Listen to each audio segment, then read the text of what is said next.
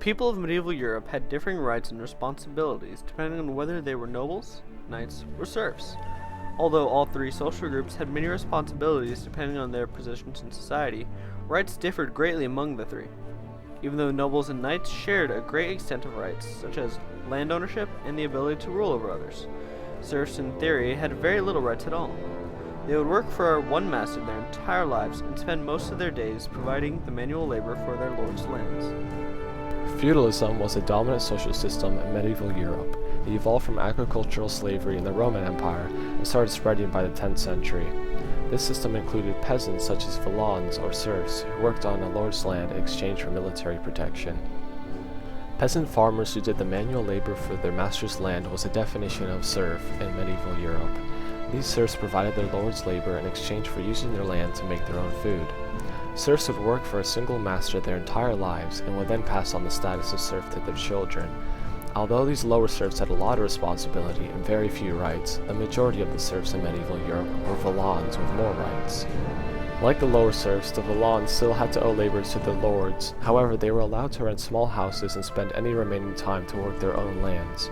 Although villeins were of higher status and had many more rights than the lower serfs, they were of lower status than freemen. Villeins, however, were not allowed to change homes or marry anyone outside of their manor. Villeins, therefore, were essentially tied to their lands, and their only hope for gaining freedom would be to run away. In addition to having to work for their lords, serfs also had to work for the church as well. Because the serfs looked up to the church for assistance during difficult times, they would constantly give labor and food to them. Although some serfs in their Middle Ages had some political rights, the overall daily life of a serf was extremely difficult. In addition to strenuous field work that the serfs were required to do, serfdom also involved many other activities like forestry, mining, crafts, and transportation. Serfs were bound to their masters legally, economically, and socially. Although serfdom would continue for many centuries, the Black Death would soon break the traditional social order and weaken the system of serfdom. When the Renaissance came, serfdom was very rare, and most of Western Europe experienced a complete standstill by the 15th century. In the 8th century, Charles Martel introduced the idea of feudalism to Europe. He did this by giving land to nobles in exchange for help in battles, along with an oath of loyalty. Eventually, these nobles did the same, creating a pyramid of loyalty with every man leading up to the king. Because they had the land and peasants working for them, the nobles had the right to live a much more extravagant lifestyle. These lifestyles were greatly characterized by their clothing, which was usually made of either silk, velvet, or damos that contained many bright colors. They further cemented their extravagant lifestyles by wearing jewelry. They also were the only people besides the king who owned land and a castle. With this land, they offered protection to serfs for manual labor. They were also the only ones that could hunt on these lands. In their free time, they went or watched jousting. As a wise man once said, "With great power comes great responsibility."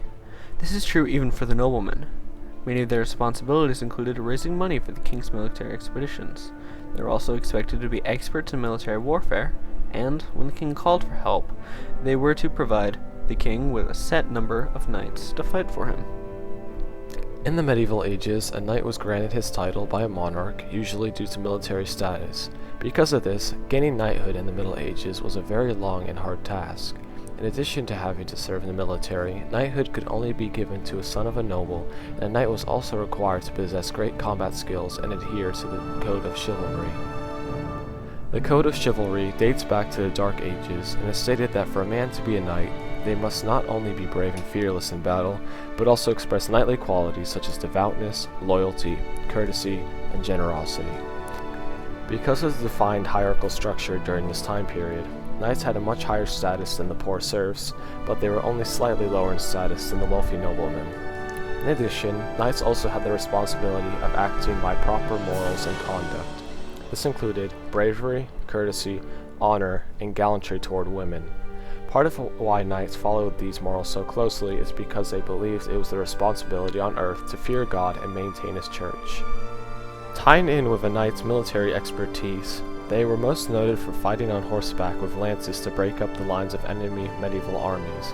However, even after many centuries of existence, knights would eventually be erased from the battlefields with the creation of cannons and other firearms by the 16th century. In conclusion, the nobles, knights, and serfs of the European Middle Ages had many different rights and responsibilities based on their status in society. Serfs, by far, were the poorest and most disadvantaged, and were constantly exploited for their labor and resources by both the nobles and the knights. Just lower than the king himself were the nobles, who led luxurious lives, but also had to deal with many more responsibilities than the serfs as well. Lastly, just similar to the nobles in status, were the knights, who were usually the highly trained sons of the nobility.